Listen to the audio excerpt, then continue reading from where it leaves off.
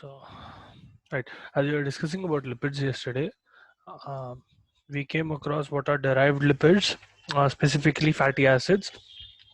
Now, I told you that fatty acids will be the building blocks of lipids, and they are formed by basically carboxylic acids along with a hydrocarbon chain. Now, depending on the saturation of that particular hydrocarbon, saturation being the number of bonds that are free or that are non-free. So, if it is a fatty acid which has no double bonds, meaning every bond in the fatty acid is a single bond, that represents a saturated fatty acid. You cannot add any more molecules in that, especially you cannot add any more hydrogens or carbon. You have some other types as well. You have saturated, unsaturated, cyclic, and hydroxy or oxygenated fatty acids. We'll go over them today. So first of all, coming to saturated fatty acids, as I told you yesterday, these will contain only single bonds. Second, someone is trying to join in.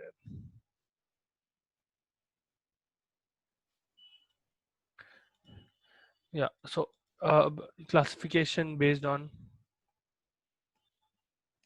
saturation, okay, on the degree of saturation.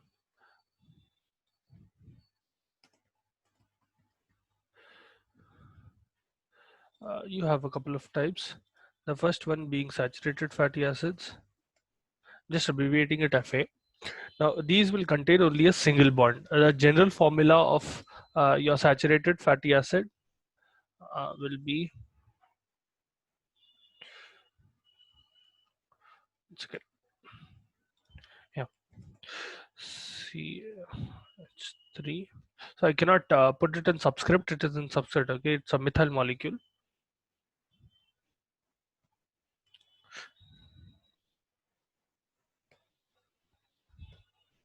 Okay, CO.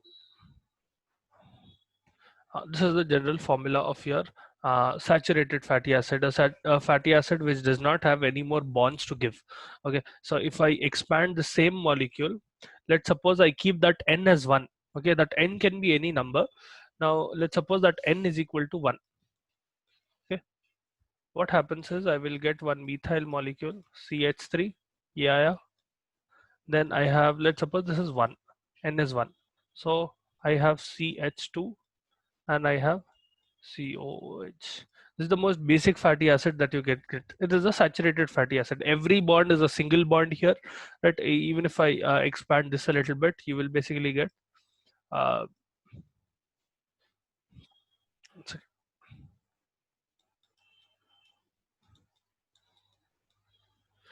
this is a single entity, okay? This is not different bonds as such. This is a single entity called carboxylic group that represents an acid.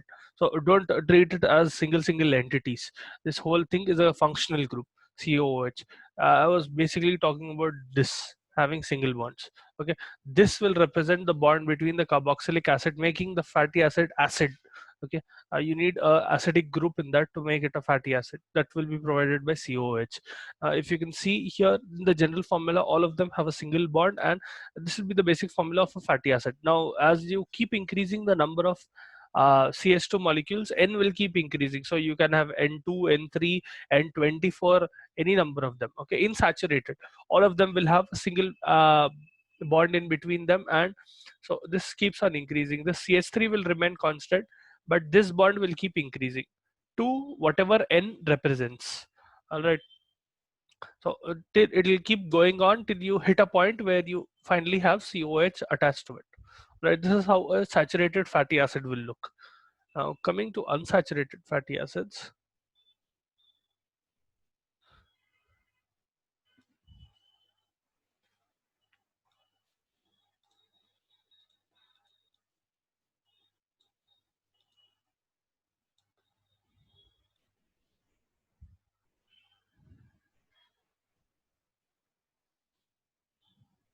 Hmm.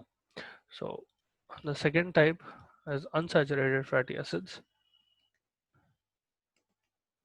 The general formula of your unsaturated fatty acid will have, see, rather than giving a general formula, it is easier to tell you that they will have double bonds. Okay, now depending on the number of double bonds they have in their own structure, they will be classified into monoenoic acid, dienoic acid, trienoic acid, and so on.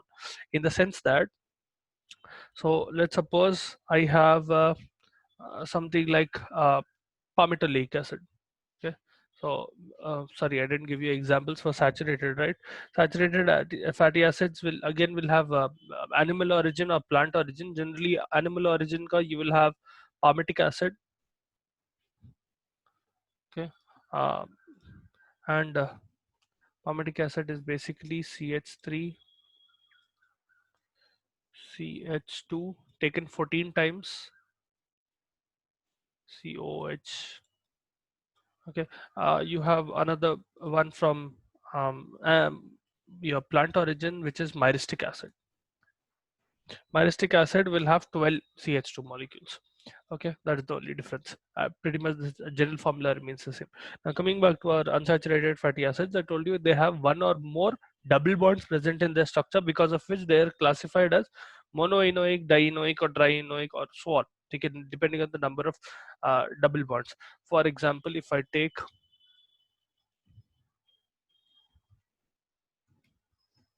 palmitoleic acid, palmitoleic acid has a chemical formula which is CH3 CH2 taken 5 times, CH double bond CH CH2 taken 7 times, and COH.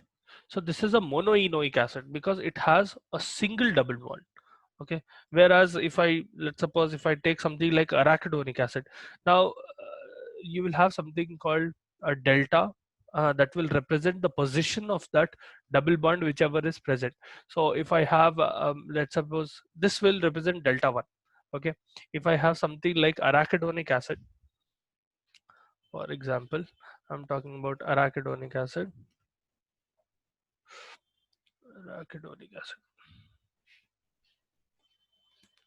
The chemical formula for arachidonic acid will be CH, one second, CH3 CH2 taken 4 times, CH double bond CH CH2 CH double bond CH CH2 CH double bond CH CH2 CH double bond. I'm continuing in this way. Okay, so CH CH2 taken 3 times and COOH. Okay, in this structure you have 4 double bonds. So if I highlight it with a different color, here you have the first double bond, here you have the second double bond, third double bond, and fourth double bond. Okay, this fellow will be a tetraenoic acid. Okay, because it has 4 double bonds, it will be a tetraenoic acid. This will be a monoenoic acid, the first one, palmitoleic acid. Now if you represent it in the terms of delta, it will basically show that this fellow has, whenever you write arachidonic acid, you can simply write delta 5, delta 8, delta 9, delta 11, and delta 14. This represents that there is a double bond present in the 5th position, present in the 8th position. So if you count 1 plus what do you call this plus this, you will get 5. Then from here to here you get 8. Just count the number of carbons, from there you will get. Okay, uh, here you have the 11th position, and here on the 14th position. Okay, depending on the position you can represent it in this way. Okay, in the form of delta. the what do you call position of that double bond molecule can be represented in subscript with that delta. So when I write arachidonic acid, I'll simply write beside arachidonic acid delta 5, delta 8, delta 11, and delta 14. That represents that it has 4 double bonds. One thing. Second, it represents the positions of those double bonds. Okay, from which I can understand the level of saturation in that molecule. Meaning, I can add 4 or 8 hydrogen molecules in that, or I can add or I can break 4 bonds in that, to put it another way. Right? That is why it is important. Depending on the level of saturation, you know how many more molecules you can put in, or how many more bonds you can break. Okay, so that you may change the structure. I hope you are understanding till here. Please feel free to stop me at any time if you're not understanding. So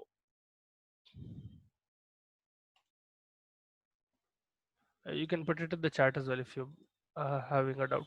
See, it is not that hard to get it back. Okay, I'll just press this and it is back. So, right. Now coming to the third type,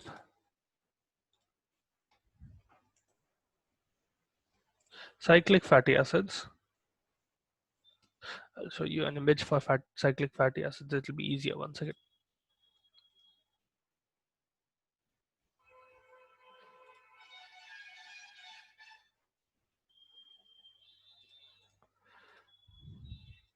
Yeah, so these are cyclic fatty acids.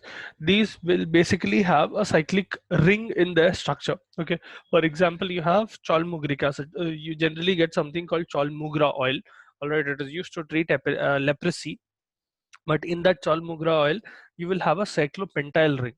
So if you see this closely, this represents a cyclopentyl ring. It has 5 carbons in it, and it is in cyclic structure. You will also have different other types of acids like hydrocarbonic acid or gallic acid. In that is not garlic, okay, that is gallic acid. So these will represent another form of fatty acid where you have a cyclic structure present in the vertical structure of your fatty acid. Then you have something called as the third type. The fourth type will be hydroxy or oxygenated fatty acid. Now, these fatty acids are those which have OH group, okay, additional OH group, in the sense that normally till now you have come across fatty acids with one end ending as, so if I have a fatty acid like this, let's suppose I'm representing each of these peaks or each of these points represents a carbon, okay, just writing it like this. So you have had one end with COOH, okay, so even if I put it in the terms like this, it will look like this. So OH, you'll get a CO here itself. So, or I'll put it this way. Okay, COH. Now, this is what you are used to fatty acids till now. What I'm telling is in hydroxy or oxygenated fatty acid, even this end will have a hydroxyl group. Okay, it'll still be a fatty acid, but this end will also have a hydroxyl group. For example, you have a ricinoleic acid. One second, I'll show you the structures of them. Yeah. See, both the ends have an OH group. They are ending in a hydroxy group. They generally have an oxygenated end on the other side as well. Other than this will represent on the right, you will have the COH end. On the left, you have another hydroxylated end. That is why they're called oxygenated fatty acid or hydroxy fatty acids. Okay, you will get different. Your generally your castor oil is a hydroxy fatty acid, one common acid that you use that will be present in your castor oil, ricinoleic acid, sorry, that will be present in castor oil. That is a hydroxylated fatty acid. All right. So now coming to classification based on this thing, nutritional value. Have you been taught fats and lipids in nutrition? Okay, you also have post BSc people now. I wasn't able to hear you. What did you tell? Yes, sir. You've been taught. So I needn't go over the digestion of fats and all of that. What are essential fatty acids and what is the digestion of fatty acids and so on and so forth. Mhm. Yes, sir. We have Uh, done that. you've done that. Okay. What about Mm. post BSc people?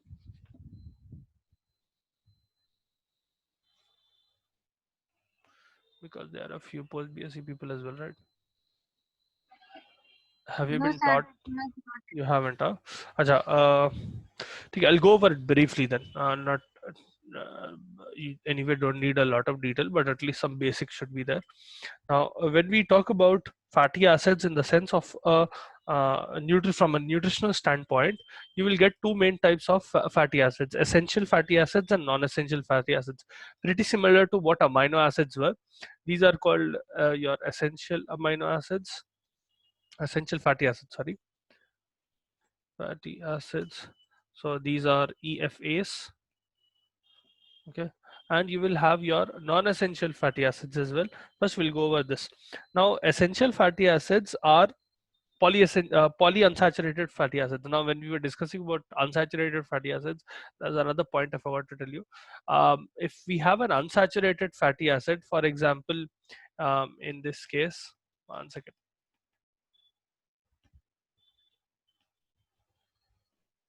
Yeah. So in this case, you can see the unsaturation is present at several points. If you see arachidonic acid, it is present on the 5th position, 8th position, 11th position, and 14th position, right? Such an acid is called polyunsaturated fatty acid because it is unsaturated at several different points. Okay, similarly, you will have a monounsaturated fatty acid which only has a single point of saturation, or a single point where you can saturate the molecule, or single point of unsaturation, if you want to simplify it that way. Okay, so this will be a PUFA, polyunsaturated fatty acid. Arachidonic acid will be that, and this will be a MUFA. So MUFA, monounsaturated fatty acid. Palmitoleic acid is an example for MUFA. Arachidonic acid is an example for PUFA. All right. Now, when we are discussing about yeah, and we are discussing about the nutritional requirements, your essential fatty acids will mainly be PUFAs. Okay, essential fatty acids. These are those fatty acids which your body cannot make. Okay, you need to consume them from outside. That is why they are called essential fatty acids. Uh, they are mainly three types of essential fatty acids. Them being linoleic acid, linolenic acid, linolenic acid, and arachidonic acid. These are the three essential polyunsaturated fatty acids that you will have, and depending on the number of saturation, your linoleic acid will have around two double bonds. Your linoleic acid will have two double bonds. I'll just put it beside here. This fellow will have two double bonds, this fellow will have three double bonds, and this fellow will have four double bonds. You've already seen them. So these are the three main type of essential fatty acids. Why are they essential? They are responsible for maintaining cell integrity, and they are important for growth and development. Specifically, whenever you have essential fatty acids, they will play a role in membrane structure, your cell membrane structure, in its function, in cholesterol transport. So I'll just list out their functions. So functions of EFAs, you need them for membrane structure and integrity, structure, function and integrity.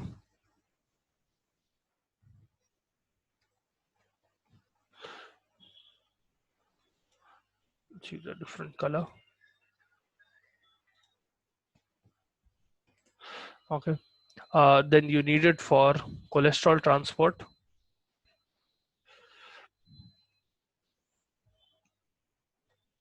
You need them for active promotion of growth and secretion of gonads. Um, Growth promotion, and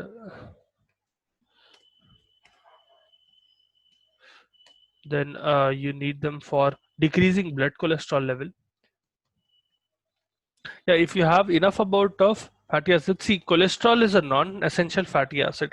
It can become dangerous if your body is producing excessive amount of cholesterol. If you have enough amount of essential fatty acids, I'm not telling over the normal limit, but you have enough amount of essential fatty acids that you're consuming through your diet, your body will stop producing as much amount of cholesterol. Okay, that is why this is the indirect way through which you can decrease your cholesterol, decreasing cholesterol levels in the body.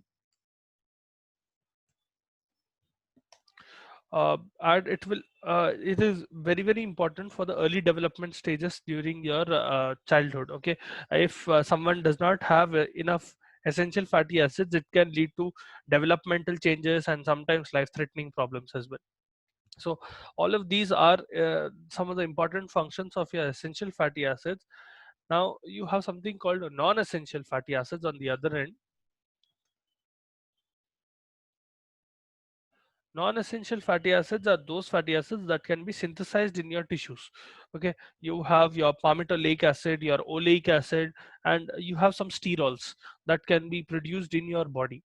Right, those all will be categorized into your non-essential fatty acids. So you have palmitoleic acid, oleic acid, and you have sterols or steroids. These are called sterols specifically because they have a steroid nucleus. Okay, they're called sterols or steroid. So steroid nucleus looks like this. 1 second. Now this is how a steroid nucleus looks. Okay, whenever we talk about a steroid molecule, it will have this type of structure present in its chemical structure. Basically, this will be present in their chemical structure. For example, if you see cholesterol is the most important steroid. So see, this is the structure of cholesterol. You can already see a steroid nucleus present here.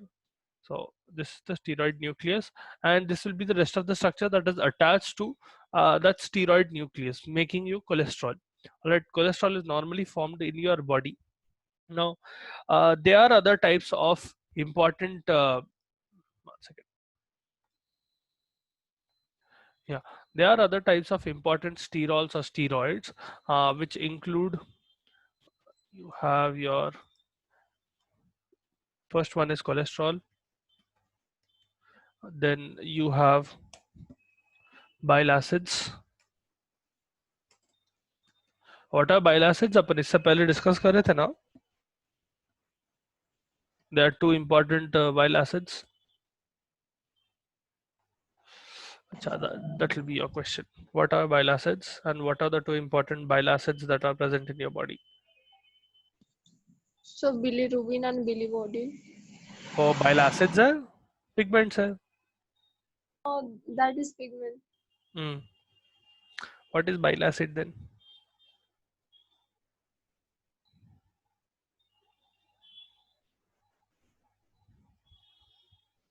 Think. We already discussed this long back when we were discussing about. Don't remember where we were discussing about this, but we did discuss about bile acids. I think when I told you how bilirubin is conjugated. Pepsin, sir. Pepsin, huh? Pepsin is no, not pepsin. Cholic acid and deoxycholic acid के बारे में पढ़े थे. They will get conjugated with sodium and glutamate. Don't remember. Then you have some steroid hormones as well. Your steroid hormones will mainly be your estrogen, progesterone, testosterone. Those are steroid hormones. You have some others as well, but those are the important ones. Okay, so these are the 4 types of steroid molecules that you will generally see in your body. Specifically coming to cholesterol first, cholesterol being the most widely distributed in all your major cells, and it is one of the most important component, what do you call, playing an important role in your cell membrane. Without cholesterol, your cell membrane will lose its integrity, and it will be an important component of your lipoproteins as well. Yeah, yesterday we discussed about lipoproteins, right? So I can actually ask questions about lipoproteins. What are lipoproteins? So that are lipids that contains proteins. It is a protein molecule attached to a lipid molecule, or basically, yeah, pretty much the same. A protein molecule, that is, what will it do to the lipid molecule? Lipoprotein. So It imagine the will transporters of lipid to the किसका क्या बहुत Special lag आ रहा है? proteins, sir. These are special fats from proteins that will Transport special transport. proteins. Okay, Special proteins. They will transport proteins or they transport lipids? So Lipids, they sir. transport fats. Okay, whoever is getting extreme amount of lag, they are answering correctly. I can hear a lot of lag actually. So these are special proteins that are transporting lipids. So what are the two important types of lipoproteins? You have four, but there are two important ones. What are those? LDL and LDL and HDL. HDL. Mm. And HDL. Okay. What does LDL do? LDL carries lipid from liver, and HDL carry fat molecule to liver. Very nice.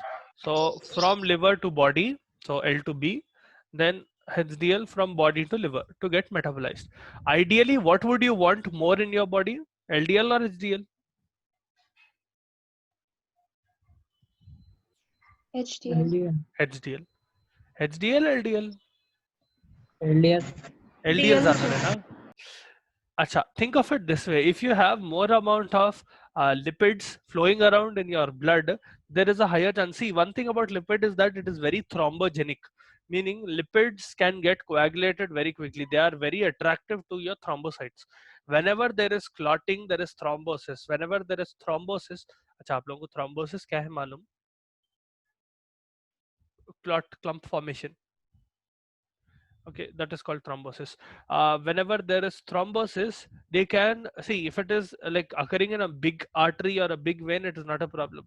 If this fellow, because blood flows each and every place in your body, if this fellow goes to a small blood vessel, or if it goes to a arteriole or a venule, basically, or if it gets into your capillary, it can get stuck. If it gets stuck, it will stop the flow of blood.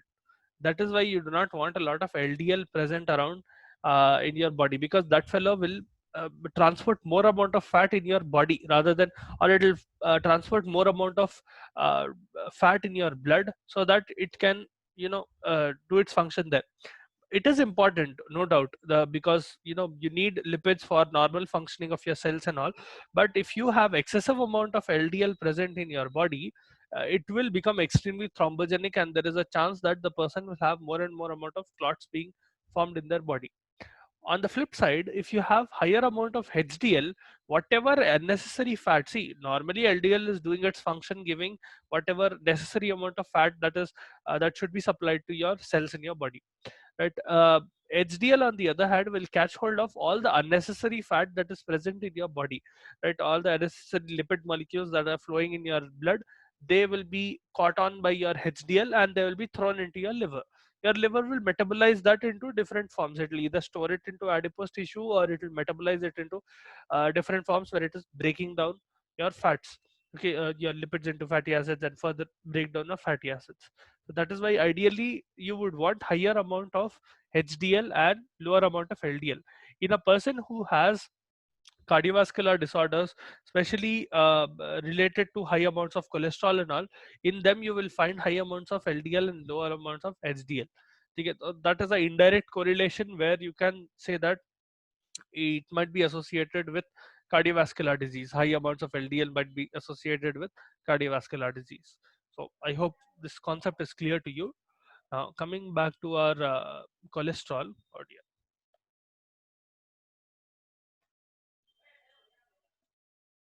Right. So cholesterol, as I was telling, it is found in association with fatty acids to form cholesterol ester. Okay, cholesterol will generally be attached to different fatty acids to form something called cholesterol ester. If you see cholesterol, it will be a yellowish crystalline solid. It will be insoluble in water and it will be soluble in organic solvents. So something like benzene or chloroform, in that it can get solubilized very easily. Your normal cholesterol levels should be around your serum cholesterol levels should be around 150 to 250 mg per dl.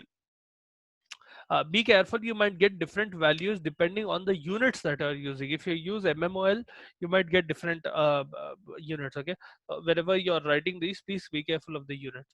Normal serum cholesterol levels when expressed in mg per dl should be around 150 to 250. Whenever you have cholesterol higher than 250, that is when problems start occurring, or at least way higher than 250. It is generally a precursor to different steroid molecules, steroid hormones, to vitamin D, to bile salts and bile acids. So all of these take their structure from cholesterol. All of them will get their steroid nucleus and their basic structure from your cholesterol. That is why cholesterol plays a very important role in your body. Excess is bad, but normal levels should be present. Okay, you do not want to starve yourself of cholesterol. You need cholesterol for a lot of things. That is why you need to have a diet that is rich in good amounts of fat. Okay, I'm not telling that you need to chug cubes of butter in your mouth, but you need to have a healthy amount of fat in your body because it is essential for the formation of cholesterol. Cholesterol in turn will be important for the formation of different molecules. All right, so we have a little bit of time left. We will continue tomorrow. Take your attendance.